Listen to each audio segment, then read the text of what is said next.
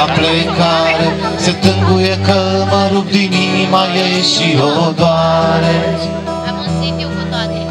O vară întreagă a ținut pădurea cu fața în iarbă și cu gândul la iura, iar acum în toamnă la plecare se tânguie că mă rup din inima ei și o doare. Pădure, pădure nebună, în fiecare noapte cu lună, vor rătăci fără țintă agale, ca o frunză mânată de vânturi pe potecile tale.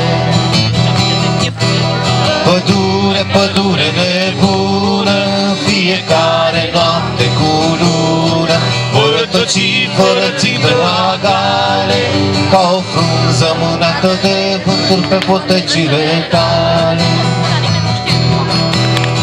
Fiecare dimineață, uneori ca o umbră, alteori ca o ceață, ca o nemură sau ca o brumă, voi veni, nu te mai tângui, pădure nebună.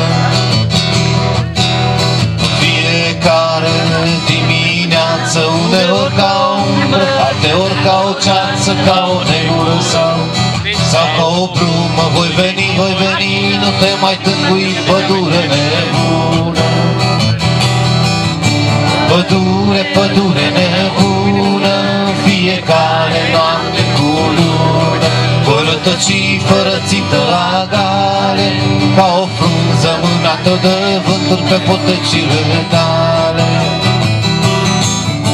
Pădure, pădure nebună, fiecare noapte cu lună, vor rătăci fără țintă agale, ca o frunză mânată de vânturi pe potecile tale. Fiecare noapte de iarnă, umbra mea albă va veni să se așteartă, ca o răsoaică cu puii uciși, ca umbra stejarelor prădați de frunziși.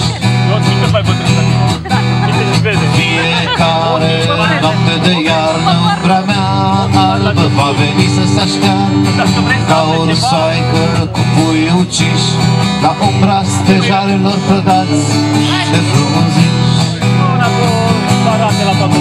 Pădure, pădure nebună, fiecare noapte cu lună, vor rătăci fără țintă agale, ca o frunză mânată de vânturi pe potecile tale.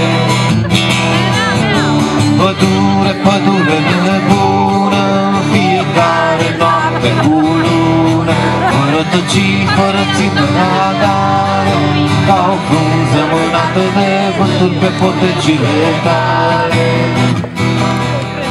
Ca o frunză mânată de vânturi pe potecile tale.